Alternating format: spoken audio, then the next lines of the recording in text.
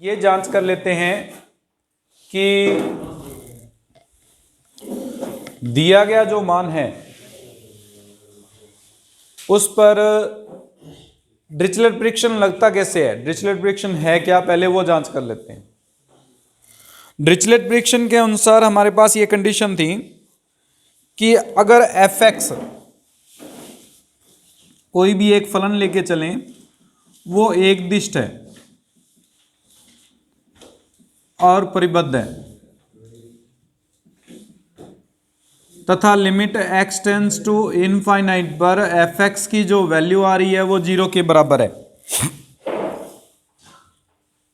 एक दिष्ट और परिबद्ध है, और f x x tends to infinity पर हमारे पास एफ एक्स की वैल्यू जो आ रही है वो 0 है। उसके साथ में मापांक a से x तक gx dx जो है वो परिबद्ध है, यानी इसको समाकलन करने के पश्चात हमारे पास जो मान आएगा वो भी परिबद्ध हो, बाउंडेड हो, एक निश्चित मान को ग्रहण करता हो या किन्हीं दो निश्चित बिंदुओं के मध्य उपस्थित हो या किसी अधिकतम मान को हमें परिभाषित कर रहा हो कि इससे बड़ा मान प्राप्त नहीं होगा। तो उस स्थिति में a से लेकर अनंत तक एफ एक्स इंटू जी एक्स इंटू डी एक्स जो होगा वो अभिसारी होगा। डिरिचलेट ने सिर्फ अभिसारी होने की शर्त को संतुष्ट किया है और किसी कंडीशन को नहीं। तो डिरिचलेट के अनुसार कोई भी फलन जो है वो अभिसारी होगा यदि पहला तो एफ एक्स जो है वो हमारे पास एक दिष्ट और परिबद्ध लेके चलें, limit x tends to infinity पर एफ एक्स की वैल्यू हमारे पास 0 लेके चलें, और एक मापांक a से x तक gx का जो मान है वो परिबद्ध हो हमारे पास। तो उस स्थिति में दिया गया फलन एफ एक्स इंटू जी एक्स जो है वो अभिसारी होगा। अभिसारिता की जांच चाहिए, अभिसारी को चेक करने की विधि है। यहां पे हम लेके चलते हैं, देखो अगर 1/√x को एफ एक्स मान के चलें और जी एक्स मान लेते हैं साइन एक्स को, लगभग इन सवालों में जो gx है डिरिचलेट परीक्षण अगर लगता है तो उसमें sin x को ही हम मान के चलेंगे। sin x cos x त्रिकोणमितीय जो मान है जिनमें परिबद्ध मान आता है उसी को हम gx मान के चलेंगे लगभग इन सवालों में। अब हमें पता है कि fx जो है वो एक दिष्ट है। एक दिष्ट कैसे है? एक दिष्ट ह्रासमान है। अगर x का मान 1 रखते हो, 1/√1, 2 रखेंगे 1/√2, 3 रखेंगे 1/√3, लगातार कम होता जा रहा है, बटे में मान बढ़ता जाए तो वो लगातार वैल्यू कम होती जाएगी। अगर कम होती जाएगी तो इसका मतलब ये दिया गया फलन एक दिष्ट ह्रासमान होगा। परिबद्ध है, परिबद्ध कैसे चेक करेंगे? अगर मैं x की वैल्यू इनफाइनाइट पुट करता हूं तो जो एफ एक्स है वो 1/√∞ यानी 0 को व्यक्त करता है, अर्थात स्टार्टिंग 1 से हुई थी, x बराबर 1 रखने पर 1 से लेकर लगातार कम होता जा रहा है मान। अगर लगातार कम होता जा रहा है तो उस स्थिति में अनंत तक जाने पर वो 0 के आसपास हमारे पास मान को ग्रहण करता है, लगातार कम होता जा रहा है मान। एक परिबद्ध मान है, 0 से छोटा नहीं जाएगा, नेगेटिव मान कभी भी नहीं आएगा, 0 से बड़ा मान आएगा और अंतिम मान क्या होगा? इसमें 0 होगा। तो सबसे छोटा मान 0 आएगा, परिबद्ध हो गया। हम हमेशा जब इसमें परिभाषित करेंगे x का मान 1 से शुरू करते हैं और अनंत तक लेके चलते हैं, उसमें चेक करते हैं कि ये परिबद्ध है या नहीं। 1 से छोटे मान के लिए नहीं चेक करेंगे इसमें, वैसे भी नहीं हो सकता क्योंकि अंडर रूट में काल्पनिक संख्या बन जाती है, वास्तविक संख्या नहीं रहती, उसकी परिबद्धता को हम परिभाषित नहीं कर पाएंगे, इसलिए 1 से लेकर आगे के मानों को परिभाषित किया जाता है। उसके बाद में हमारे पास limit x tends to infinite पर अगर एफ एक्स को चेक करें तो limit x tends to infinite पर 1/√x बनता है। x की जगह अनंत रखेंगे, 1/अनंत आएगा, 1/अनंत का मान 0, यानी दूसरी कंडीशन जो थी लिमिट x टेंस टू अनंत पर एफ एक्स का मान 0, उसको भी संतुष्ट कर रहा है। तीसरी कंडीशन मापांक a से लेकर x तक हम sin x को परिभाषित करेंगे। sin x का अवकलन होता है cos x, minus cos x होता है। पहले एक्स रखेंगे तो माइनस का कॉस एक्स, और फिर ए रखेंगे तो प्लस का कॉस ए। समाकलन कर रहे हैं हम, माइन प्लस का कॉस ए हो जाएगा लिमिट पुट करने के बाद। हमें पता है कि cos x का जो अधिकतम मान होता है वो 1 होता है, इसमें भी अधिकतम मान 1 ही होगा, यानी ज्यादा से ज्यादा इसका मान क्या आ सकता है, 2 आ सकता है। 1 और 1 को जोड़ें तो 2 आ सकता है, 2 से बड़ा तो मान आ ही नहीं सकता किसी भी हाल में। तो इसका मतलब ये जो वैल्यू आएगी वो हमेशा 2 से स्मॉलर देना आएगी। इक्वल टू हो सकती है, 0 भी हो सकती है, 0 से छोटा मान आ सकता है, लेकिन 2 से बड़ा मान नहीं हो सकता, और -2 से छोटा मान नहीं हो सकता। -2 और +2 के बीच में आ सकती है। अब हमारे पास इसका मीनिंग जो है वो ये हो गया कि a2x gx dx है वो परिबद्ध है। सारी कंडीशन सेटिस्फाई कर रहे हैं जो डिरिचलेट की कंडीशंस थी, अर्थात a से अनंत तक 1/√x sin x dx एक अभिसारी समाकल है।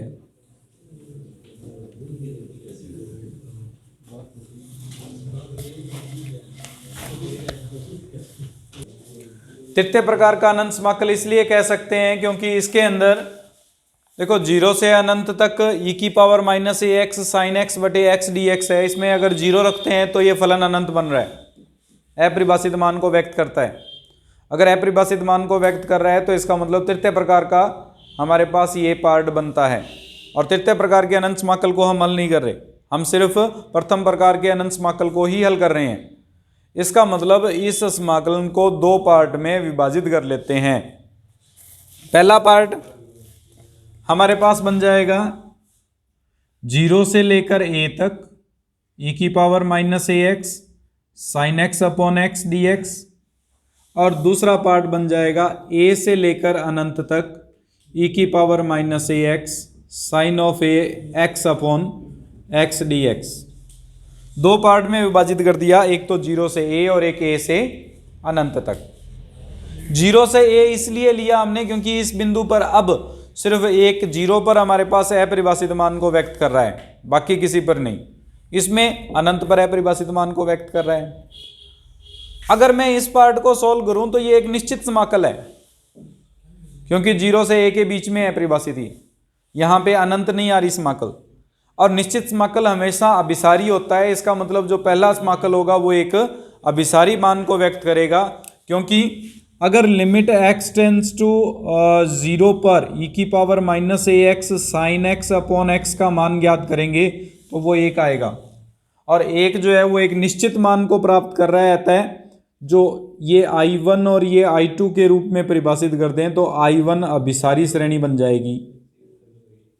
तो यहाँ पे जब भी हम इस तरह से कोई भी पार्ट को 2 पार्ट में डिवाइड करेंगे तो उसको पहला पार्ट हमेशा अभिसारी बनेगा, जिसमें निश्चित समाकल आएगी। 0 से a आ रही है या 0 से 1 ले लो, चाहे 0 से 2 ले लें, वो आप पर डिपेंड करेगा।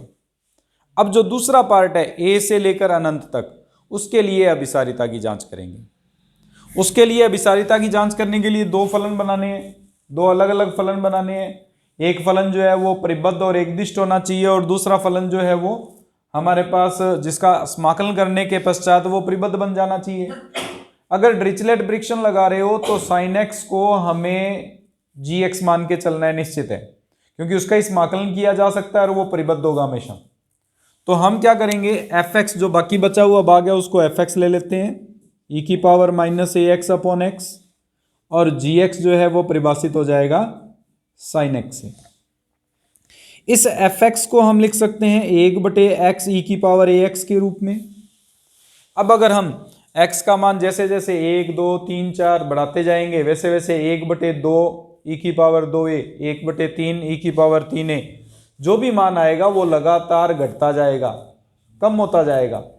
अनंत रखने पर 0 आ रहा है, इसका मतलब 0 की ओर गति कर रहा है। स्टार्टिंग से लेकर और अंत तक हमारे पास लगातार मान कम होता जा रहा है और 0 तक जा रहा है, 0 से छोटा मान प्राप्त नहीं होता है।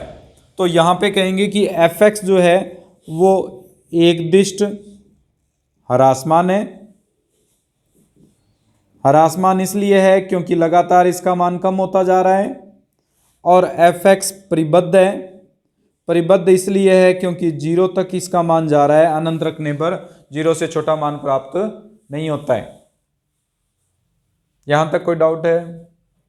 उसके बाद में limit x tends to infinity पर अगर fx को परिभाषित करेंगे तो limit x tends to infinity पर 1/x e की पावर ax बनेगा, जो 1/इनफाइनाइट बनाएगा, जिसकी वैल्यू 0 होगी। यानी limit x tends to infinity पर fx की वैल्यू 0 है। फिर a2x sin x dx का समाकलन करेंगे। ये पहले भी कर चुके हैं हम, माइनस का cos x प्लस का cos a आएगा, जो कि हमारे पास लेस देन होगा 2 से। अतः a से x तक gx जो है वो परिबद्ध है। अगर ये परिबद्ध है तो इसका मतलब डिरिचलेट परीक्षण के अनुसार a to infinite fx into gx dx अभिसारी है।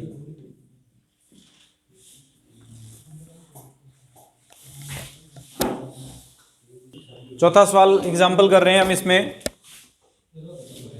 1 से लेकर अनंत तक cos ax minus cos bx upon x, दो पार्ट में डिवाइड कर लेते हैं। 1 से अनंत तक cos ax बटे x माइनस 1 से लेकर अनंत तक cos bx बटे x। ये I1 हो गया और ये I2 हो गया।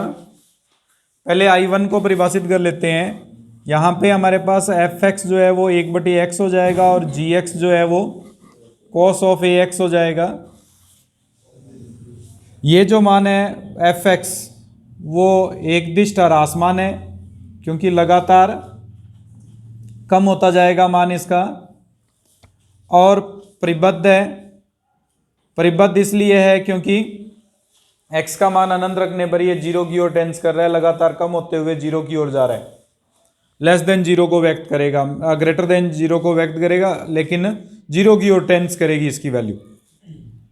लिमिट x टेंस टू अनंत पर fx का जब मान निकालेंगे 1/x के लिए जब सॉल्व करेंगे तो ये 0 आएगी। और a से लेकर a की जगह कुछ और मान हमारे पास 1 दिया हुआ है, 1 से लेकर x तक अगर cos ऑफ ax का समाकलन करते हैं तो ये मान आएगा साइन ax बटे a माइनस साइन a बटे a। इसका जो मान होगा वो हमेशा स्मॉलर देन होगा 2/a से, क्योंकि साइन का अधिकतम मान 2 होता है। a कोई भी फिक्स वैल्यू है, एक निश्चित मान है। इसका मतलब 2/a से हमेशा छोटा रहने के कारण ये भी परिबद्ध आ रहा है। 1 से लेकर अनंत तक cos ax dx परिबद्ध है। डिरिचलेट परीक्षण के अनुसार 1 से अनंत तक 1/x cos ax dx अभिसारी होगा। कुछ इसी प्रकार से हम चेक कर सकते हैं कि 1 से लेकर अनंत तक 1/x cos of bx dx जो होगा वो भी अभिसारी होगा। अगर ये दोनों फलन अभिसारी हैं या दोनों समाकल अभिसारी हैं तो इनका योग या अंतर भी अभिसारी होगा, हम डायरेक्ट लिख सकते हैं। अगर 0 से अनंत तक sin x स्क्वायर को हम परिभाषित करते हैं तो इसका समाकलन तो किया नहीं जा सकता। sin x स्क्वायर का समाकलन नहीं है हमारे पास। अगर sin x स्क्वायर का समाकलन नहीं है तो x स्क्वायर को अगर t मान लें हम तो ये परिवर्तित हो सकता है। अगर x स्क्वायर को t मान के चलते हैं इसमें, या x स्क्वायर को y मान लें हम, तो 2x dx जो है वो बदल जाएगा किसमें, dy में। dx बदल जाएगा dy बटे 2√y में। x की वैल्यू वापस पुट कर देते हैं √y, तो उसके अनुसार 2√y में परिवर्तित हो जाएगा। लिमिट चेंज हो जाएगी, 0 से लेकर अनंत थी तो 0 से अनंत ही आएगी। x का मान 0 रखेंगे तो y का मान 0, अनंत रखेंगे तो अनंत आएगा। इस स्थिति में ये जो समाकलन है वो परिवर्तित हो जाएगा 1/2√y इंटू साइन y के अंदर, जो कि पहला सवाल था, पहला सवाल बन गया। अब पहले सवाल के अनुसार हम fx मान के चलेंगे 1/2√y को और gx मान के चलेंगे साइन y को। हमें पता है कि ये सबसे पहले इसको दो पार्ट में डिवाइड कर लो भाई। 0 रखने पर ये अपरिभाषित मान को व्यक्त करता है, इसलिए हम इसको दो पार्ट में डिवाइड कर लेते हैं। 0 से a साइन y बटे 2 अंडर रूट वाई और प्लस ए से अनंत साइन वाई बटे 2 अंडर रूट वाई। अब हमारे पास ये कंडीशन जो है, क्योंकि ये तो हमारे पास हमेशा अभिसारी होगा, इसलिए अभिसारी होगा क्योंकि निश्चित समाकल बन रहा है, एक दो निश्चित हमारे पास अंतरालों के मध्य उपस्थित है ये। और इस पार्ट को जब हम सॉल्व करेंगे तो वही डिरिचलेट परीक्षण द्वारा हम जांच कर सकते हैं कि ये एक अभिसारी मान है। तो पहला और दूसरा पार्ट दोनों अभिसारी होने के कारण ये भी अभिसारी होगा और ये अभिसारी होगा, तो दिया गया समाकल भी एक अभिसारी समाकल को व्यक्त करता है। कर लोगे इसको सॉल्व आगे? फर्स्ट एग्जाम्पल है एज इट इज।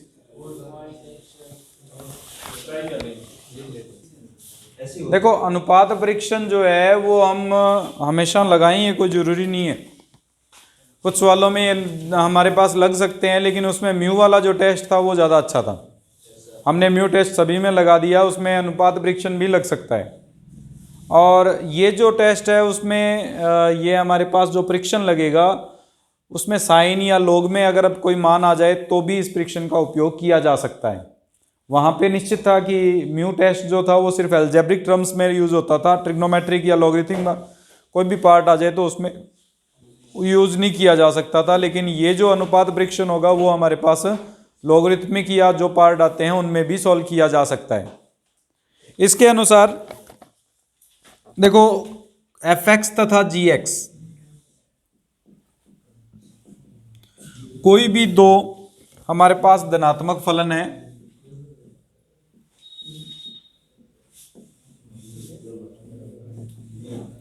और ये धनात्मक फलन में हमारे पास जो limit x tends to infinity पर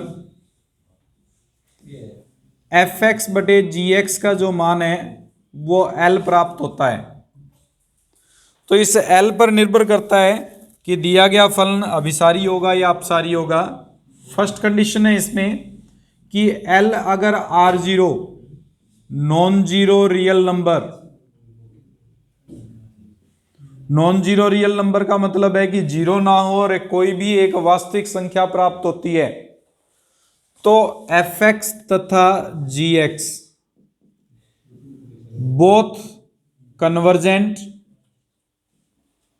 और डाइवर्जेंट होंगे, अर्थात दोनों के दोनों एक साथ या तो अभिसारी होंगे या अपसारी होंगे। अगर एक gx को हम अभिसारी कहते हैं तो fx भी अभिसारी होगा, और अगर gx अपसारी है तो fx भी अपसारी होगा। एक अनंत समाकल fx के रूप में हमें परिभाषित किया गया होगा और हम gx को अपनी तरफ से परिभाषित करेंगे। अगर fx और बटे gx का मान limit x tends to infinity पर L प्राप्त होता है, जो नॉन जीरो रियल नंबर है, नॉन जीरो का मतलब जीरो नहीं होना चाहिए, अशून्य वास्तविक संख्या, और निश्चित मान प्राप्त होता है, तो दोनों ही हमारे पास जो फलन होंगे एक साथ या तो अभिसारी या एक साथ अपसारी होंगे। अभिसारी अगर gx अभिसारी है तो fx भी अभिसारी है, और अगर gx अपसारी है तो fx भी अपसारिता को व्यक्त करता है। सेकंड कंडीशन, अगर L का मान 0 है, यानी इसका जो अनुपात है वो 0 के बराबर आ जाता है, और हमारे पास 0 से लेकर अनंत तक gx जो परिभाषित किया हुआ है a से अनंत तक वो अभिसारी है, तो इसका मतलब 0 से अनंत तक या a से अनंत तक fx dx है वो भी अभिसारी होगा। यानी L का मान 0 आ जाता है और gx अभिसारी बन जाता है तो fx भी अभिसारी होगा। अगर L का मान 0 हो और gx अपसारी बन जाए तो fx अपसारी नहीं होगा, हम fx को अपसारी नहीं कह सकते उस केस में। ठीक है, दोबारा कंडीशन बता रहा हूं, अगर 0 के अलावा कोई और मान आता है तो दोनों एक साथ अभिसारी या अपसारी, gx अभिसारी है तो fx भी अभिसारी, gx अपसारी है तो fx भी अपसारी होगा। लेकिन अगर L का मान 0 आ जाता है और gx अभिसारी बन जाता है तो fx अभिसारी होगा। ठीक है, अपसारी होने पर वो अपसारी नहीं बनेगा, यहां अभिसारी होने पर ही अभिसारी बनेगा, L का मान 0 प्राप्त होने पर। और तीसरी कंडीशन है कि अगर L का मान अनंत आता है, अगर L का मान अनंत होगा और ए टू इनफाइनाइट जी एक्स जो है वो अपसारी होगा, तो ए से अनंत तक एफ एक्स डी एक्स भी अपसारी होगा। तीन कंडीशंस बनती हैं इसमें, तीनों कंडीशंस क्लियर हैं। पहली कंडीशन हमारे पास कि अगर जीरो को छोड़कर कोई भी वास्तविक संख्या आता है तो दोनों एक साथ अभिसारी अपसारी होंगे। अगर जीरो आ जाता है और जी एक्स अभिसारी होगा तो एफ एक्स अभिसारी होगा, जी एक्स अपसारी है तो एफ एक्स अपसारी नहीं हो सकता, ना एफ एक्स को अभिसारी कह सकते ना अपसारी कह सकते। उस स्थिति में ये परीक्षण फेल हो जाएगा। एल का मान जीरो होने पर और जी एक्स अभिसारी होने पर एफ एक्स अभिसारी होगा। अगर एल का मान जीरो है और जी एक्स अपसारी है तो एफ एक्स को ना तो अभिसारी कह सकते ना अपसारी कह सकते, परीक्षण फेल है, फिर अनुपात परीक्षण नहीं लगा सकते हम। और अगर एल का मान अनंत आता है और जी एक्स अपसारी बन जाता है तो एफ एक्स अपसारी होगा, निश्चित है। इसमें भी हमारे पास यही कंडीशन है कि एल का मान अनंत और जी एक्स अभिसारी बन जाए तो एफ एक्स को परिभाषित नहीं कर सकते, फिर परीक्षण फेल हो जाएगा।